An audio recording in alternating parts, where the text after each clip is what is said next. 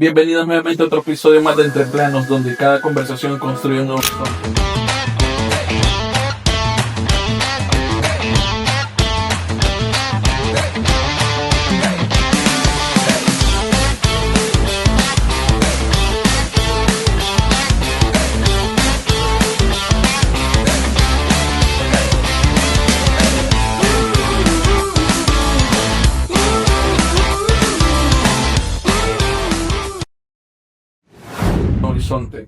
Vamos a hablar de un tema muy importante ya en la etapa de ejecución de proyectos, y para eso tenemos al arquitecto planificador, proyectista y supervisor del área constructiva y del departamento de Golden Towers.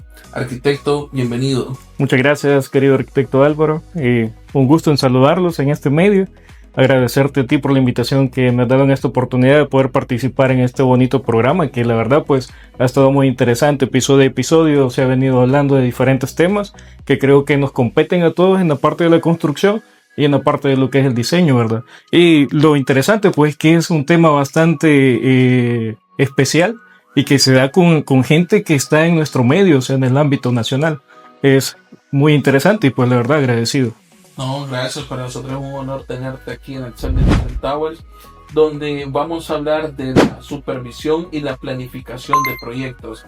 Y bueno, sabemos que es un tema muy importante, que más adelante vamos a ahondar en esto, y que vos te has dedicado desde que saliste de la universidad en esta parte de la planificación. Pero para eso, quizás entrando un poco más en materia, o un poco más de conocerte a ti, saliste de la Universidad de El Salvador. Sí, correcto. Yo estudié en la Universidad de El Salvador gracias a mis padres, que me dieron la oportunidad de poder estudiar, pues, y poder formarme, no solo en la parte de la universidad, sino en casa, ¿verdad? Que es donde comienza bastante lo que es la formación de uno. Correcto. Entonces eso, pues, muy agradecido con mis padres, ¿verdad? Bendito Dios que todavía los tengo con vida y pues puedo seguir disfrutando. Sí, salí de la universidad, salí en el año 2012. Me gradué en esa época y pues bendito Dios también tuve buenos arquitectos en la parte de la carrera que me pudieron formar, que me pudieron instruir, que se aprende mucho bastante, que es una base fundamental para lo que es la carrera como tal, ¿verdad? Y en la parte profesional. Sí, con el arquitecto Víctor fuimos compañeros en un par de materias. Fuimos compañeros. Me acuerdo que íbamos a jugar a una de las canchas, ¿te acordás que jugábamos un par de veces? Y tenemos muchas vivencias, parte de ser colegas, pues somos amigos. Qué bueno, toda esa experiencia que la universidad nos dio, nos formó para cada una de esas áreas que cada quien empezó a fortalecer, y es en la que tú te has dedicado, en la supervisión y en la planificación de proyectos. ¿Algún recuerdo, algún docente que te tenga en mente? Bueno, quizás varios, la verdad que varios. En la parte de la universidad creo que uno sufre también, porque es donde comienzas a experimentar lo que es la parte de arquitectura como tal. Empiezas a tener tus pininos también, todo básicamente como aprendizaje, ¿verdad? Porque sí, básicamente ahí estás, todo es en papeles, ahí te puedes equivocar las veces que tú quieras, si tienes contra, ¿verdad? Porque eso te va atrasando en el tiempo para poder salir y poder graduarte. Pero es una etapa bastante bonita, ¿verdad? Entonces, creo que sí tengo varias anécdotas. No sé si te pasó que llegaste tarde de alguna entrega. Bueno, creo que a todos nos pasa eso, pues. Pero hay unas que sí se recuerdan. Sí. No sé si tenés alguna que nos compartas. Tengo una en específico. No sé, yo creo que era algo que quizás el catedrático tenía en mi contra, no sé, ¿verdad? Es lo que yo pienso. Es que en la época de estudiante uno siempre dice, no, es que la tiene contra mí. O a veces pero en eso sí era así. Te digo porque, bueno, yo recuerdo, estaba estudiando una materia que se llama Teoría de Historia. Era a las 6:20. ¿Con el arquitecto Garméndez? No, era con el arquitecto Pérez, que fue rector de la universidad en la parte académica. Pero en ese entonces, pues, él nos estaba impartiendo la materia de teoría de historia. Y recuerdo que teníamos una presentación. Ajá. Ya eran las épocas finales de ciclo y teníamos un montón de carga académica. Entonces recuerdo que teníamos una entrega de unos planos con él y me dormí. me dormí. Llegué quizás como a las 6:25 a la clase. La materia era en la mañana. Era en la mañana, correcto. Sí. Llegué como a las 6:25 más o menos. Creo que las materias de la mañana son a las 6:15, ¿verdad? 6:15, 6:20, por ahí más o menos comenzaban las clases. Para el poco de estudiantes. Sí, no, y bueno, la cosa es que recuerdo que era en el último nivel, era en el cuarto nivel. Y sabes que yo iba con varias cosas, con las materias que tenía posterior, iba con mi entrega de plano, yo iba feliz, iba desvelado, pero iba feliz que había terminado la entrega. Y cuando yo empiezo a subir el primer nivel, él ya iba subiendo el segundo nivel, segundo al tercero. Cuando yo lo vi, empecé a caminar más rápido, empecé a correr, y él me vio que yo iba detrás de él. Y empieza a caminar él más rápido todavía. Total, que al llegar al nivel, entra, y yo detrás de él, y me cierra la puerta en la cara. Y te juro, y no es mentira, le puse el pie a la puerta para que no me cerrara totalmente la puerta. Y él empezó a cerrar y me dice, usted tiene que estar antes que yo esté aquí. Y total, no, ahí quedé, afuera. Pero pasaste la materia. Sí, lo pasé, con lágrimas. Pero fíjate que lo que te decía era de que yo creo que él la tenía contra mí porque al final a mí esa entrega no me la recibió. Y me dijo que quedaba totalmente, o sea, sin nota. Quedaba sin nota. Pero lo más chistoso fue que a la siguiente clase llega un compañero que no fue ni siquiera ese día a la clase. Me puso 10. Llega con los planos y le dice, arquitecto, ¿cree que me puede recibir, aunque sea en base 8? Sí, le dijo. Y le agarró los planos. Me le quedo viendo a Arqui, le digo, pero yo vine a la clase, le digo, usted no me dejó entrar, traía mi entrega y ni siquiera me los puede recibir en base 8. Y me dijo, no, vos no, hombre. Así tajante. Bueno, saludos a todos esos arquitectos. Un saludo. Que hicieron la vida imposible a temprana edad, pero gracias a ellos nos formaron carácter. Yo creo que al final es su formación de carácter. Se habla del arquitecto Garméndez, Pérez, del arquitecto Hilda, que nos dieron urbanismo. Y eso fue la semilla de la formación de carácter. No, la verdad que, bueno, él, algo que me dijo fue, usted tiene que estar antes que yo esté aquí. Entonces, aplicado a la realidad, sí, claro, ya en un proyecto donde estás manejando algo más serio, o sea, tú tienes que formar esa parte en ti, ¿verdad? O sea, llevar como ese lineamiento de que ya es algo más grande, ya no solo es una nota, sino que ya está en juego el tiempo, dinero, que es algo bastante delicado, ¿verdad? Y en sí, pues, de eso depende muchas cosas para que los proyectos den fruto. Bueno, esa historia así como la tuya, triste, entre lágrimas y sonrisa ahora, digamos, sí. Uno lo puede quizás contar un poco ya más tranquilo, pero en esa época de estudiante era sudor y lágrimas. Sí, la verdad que desvelar, te ibas desvelado, ibas con el esmero que sacarte buena nota. Pero que bueno, recordar es volver a vivir. Claro. Y eso fue lo que nos formó como carácter, ya como profesional. Así es. Que bueno, ya eso es parte de tu historia, del paso que dimos en la universidad. Tus comienzos, ¿qué te llevó a especializarte exactamente en la gestión y la supervisión de proyectos? Fíjate que en esa parte, bueno, uno quizás cuando comienza a estudiar la parte de arquitectura, uno realmente desconoce todo el ámbito, porque tú te imaginas quizás que en la parte de arquitectura es diseñar, hacer planos y construir, y quizás eso es lo que tiene uno en mente al inicio.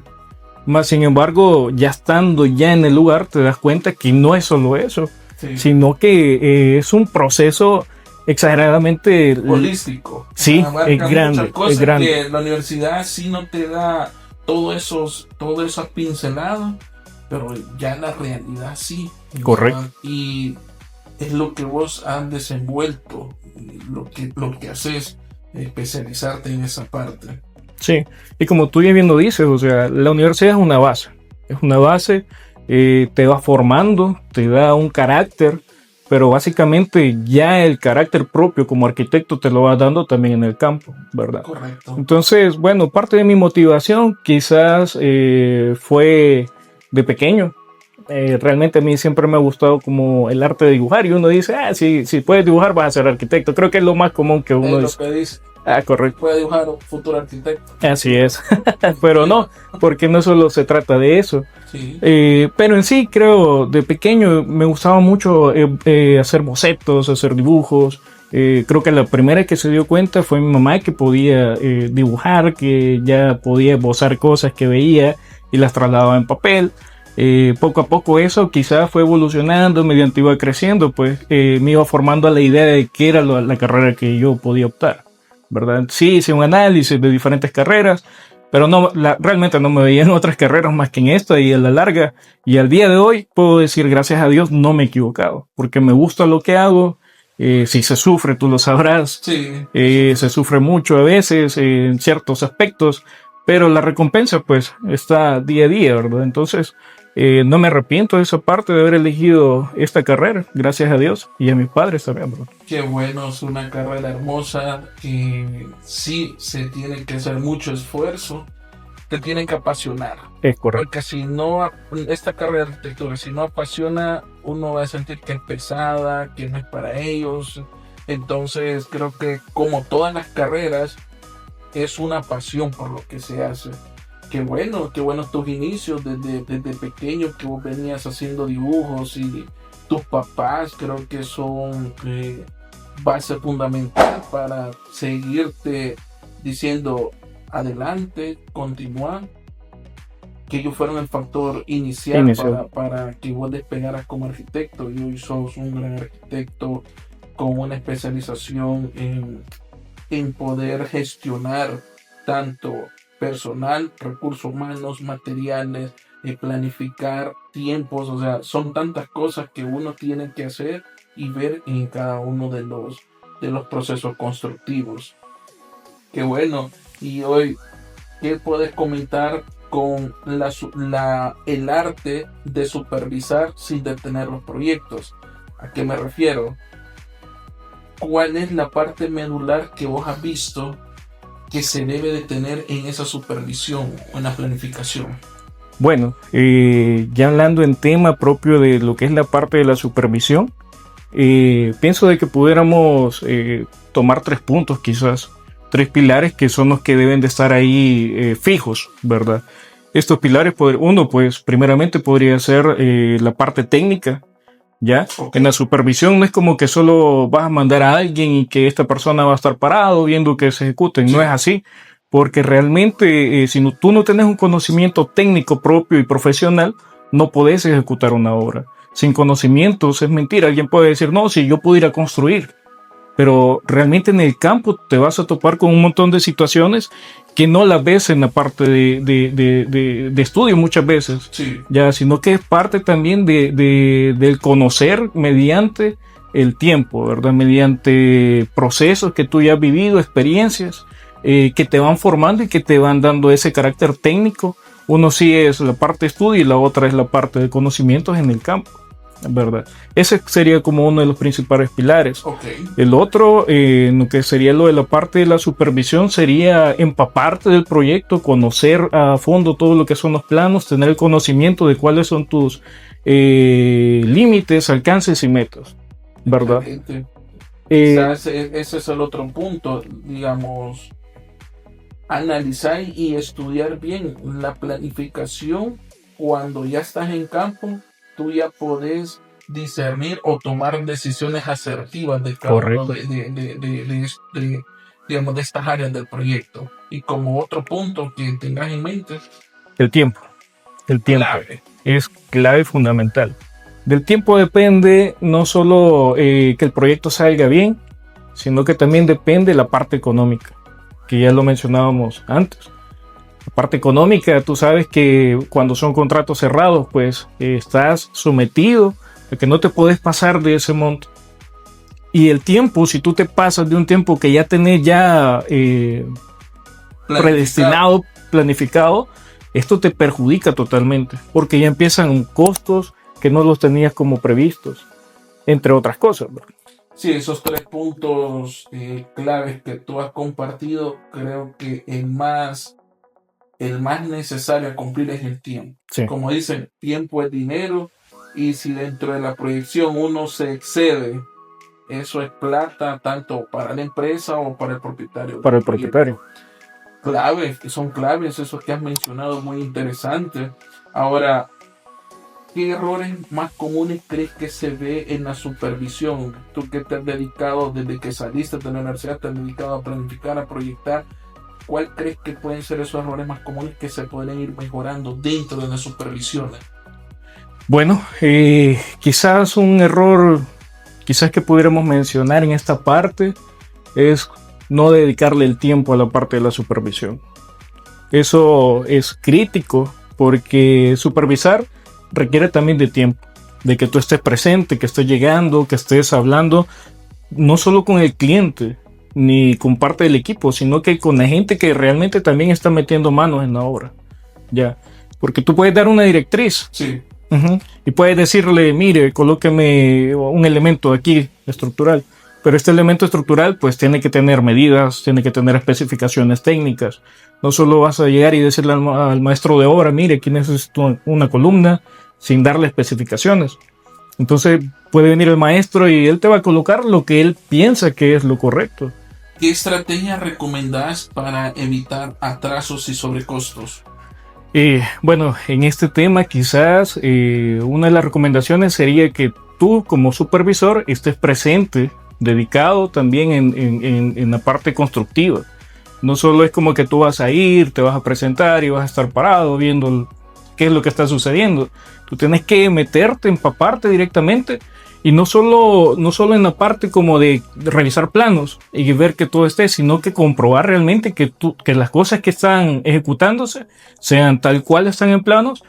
Y cabe mencionar de que muchas veces sí lo que aparece en planos tú sabrás igual, o sea, no siempre es lo correcto. Es una guía. Es una guía. El plano es una guía. Quien resuelve dentro de la obra es el supervisor. El encargado, el supervisor, el residente, es el que toma las decisiones asertivas porque el plano es una guía.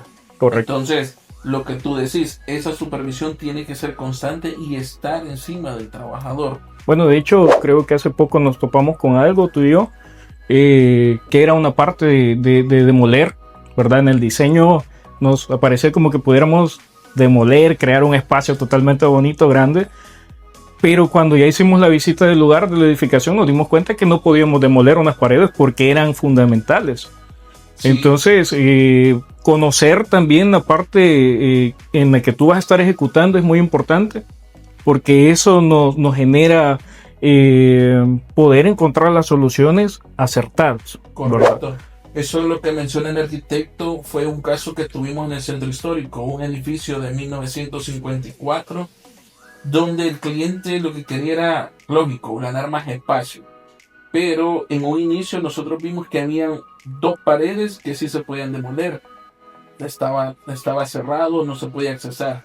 Luego se hizo una inspección más detallada y nos vamos dando cuenta que esas paredes eran paredes de carga y atrás habían unas gradas ocultas que lo llevaban directamente desde el nivel 1 hasta el nivel 3, cuando desde un inicio no se miraban todo eso. No se veía. Sí, entonces esa parte técnica y el criterio que se debe de tener tiene que ser fundamentado y apoyado con especialistas, porque nosotros somos arquitectos, no somos estructuristas, tenemos criterios, pero es ahí donde uno se apoya ya de los especialistas. Y tomando siempre ese mismo ejemplo como tal, en la parte de supervisión es importante estar metido en ese proyecto. Por ejemplo, bueno, también tú sabes que nosotros teníamos como en plano cómo íbamos a llevar la red hidráulica. Mas, sin embargo, cuando empezamos a hacer demoliciones, las excavaciones, nos topamos también con fundaciones. Y eso nos cambió totalmente el plano, nos cambió totalmente la idea, nos cambia el tiempo. Tenemos también que poder ver qué hacer, tenemos que tener esa prevención, tener en mente cosas que pueden surgir.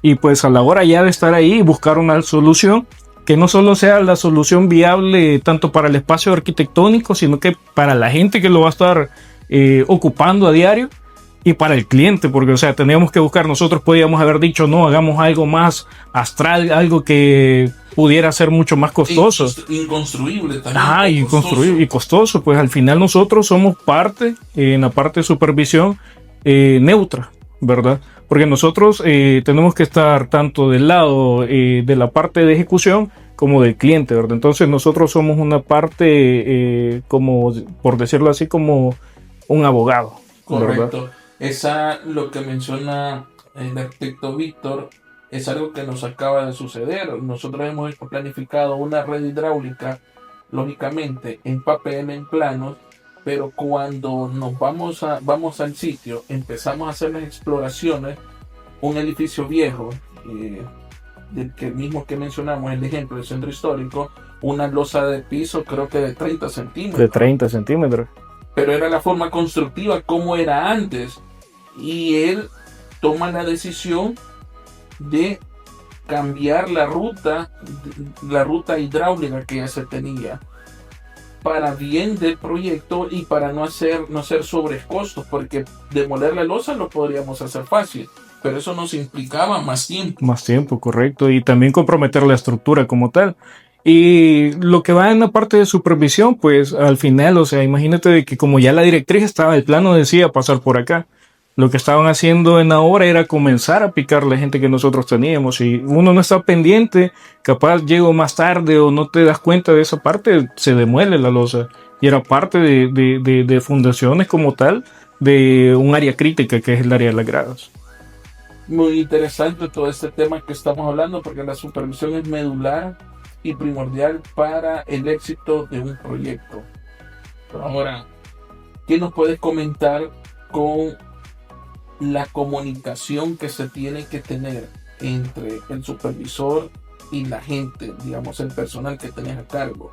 Porque uno puede ser o puede tener técnicamente entender los planos, pero aquí viene la otra parte: gestionar lo que es el área del personal, el equipo que uno va a tener, que es multidisciplinario.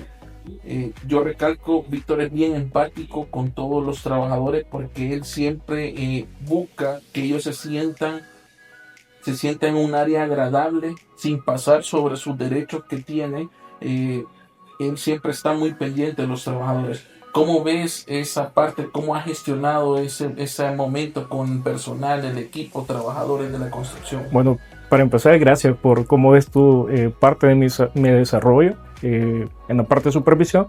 Bueno, ya viendo esa parte, uno tiene que ser bastante empático, ¿verdad? Algo que sí he notado muchas veces en todas las construcciones, a veces cuando se tienen supervisiones que son demasiado rígidas, demasiado toscas, porque sí pasa, Sí. se escuchan comentarios, tal profesional es así, así, así, y esto lo que genera es un conflicto a la larga, ¿ya? Porque lo que hace es que el ambiente en la parte de laboral se vuelve un poco más tosco, un poco más tenso, a veces se vuelve también hasta con rebeldía. Y es lo que yo pues he notado, ¿verdad? Que muchas veces uno le da una directriz y alguien que te ha tratado mal, pues viene esta persona y hace lo contrario o hace que te vaya mal. Entonces, como persona te podría decir también, uno tiene que ponerse los pies en la tierra, ¿verdad? O sea, aquí somos un equipo, no es como yo solo soy el supervisor y soy tu jefe y esto. Y no se trata de venir a imponer, sino que se trata de crear un grupo, un equipo en el que tú estás liderando, ¿sí? Tú estás a cargo de este grupo y lo que suceda en este contexto va a ser tu responsabilidad, ¿ya? Sí, esa parte creo que es primordial en la gestión de recursos humanos: cómo controlar a la gente, cómo apoyarla, cómo guiarla, cómo ser el líder. ¿Qué mensaje le dejarías a estos profesionales que quieren cursar en la gestión de proyectos, supervisión? Bueno, quisiera darles muchos mensajes, ¿verdad? Porque lo que uno puede experimentar y aprender, pues es bueno también transmitirlos. Pero quizás algo que pudiera enfocar, quizás sería que el arquitecto supervisor siempre tiene que prever todo lo que puede venir a futuro, ¿ya? Desde el momento en que te empapas, que te entregan a ti un proyecto y que te entregan las llaves y este es tu proyecto, tenés que prever, estudiar, como dé lugar, empaparte de todos los planos, de tener todos, ver qué recursos son los que cuentas, prever qué es lo que puede suceder y las líneas de tiempo, ¿verdad? Que son los fundamentales, que es lo que hablábamos anteriormente. La línea de tiempo es fundamental y pues si te dan un tiempo no te puedes cruzar de ahí. Entonces, prever todo lo que puede suceder y anticiparte a las obras, ¿verdad? Eso quizás sería uno de los mensajes que pudiera Sí, dar. muy interesante, en realidad, tener, estudiar, mejor dicho, tu proyecto para tener plan A, plan B, como lo que mencionamos anteriormente dentro del proyecto y resolverlo, ya que los planos son una guía. Quien resuelve es el supervisor encargado, el gerente de proyecto en la obra. Y es lo que el arquitecto muy bien nos ha dicho. Es un gusto, gracias por habernos acompañado entre planos. Pueden ver el episodio número 13 donde hablamos de energía, diseño ambiental con el director de la UDB. Y vamos a tener próximamente otros invitados. Vamos a seguir hablando con el arquitecto Víctor más adelante porque es un tema muy amplio, pero no tenemos mucho tiempo, pero vamos a tener el próximo episodio. Muchas gracias, hasta la próxima. Adiós.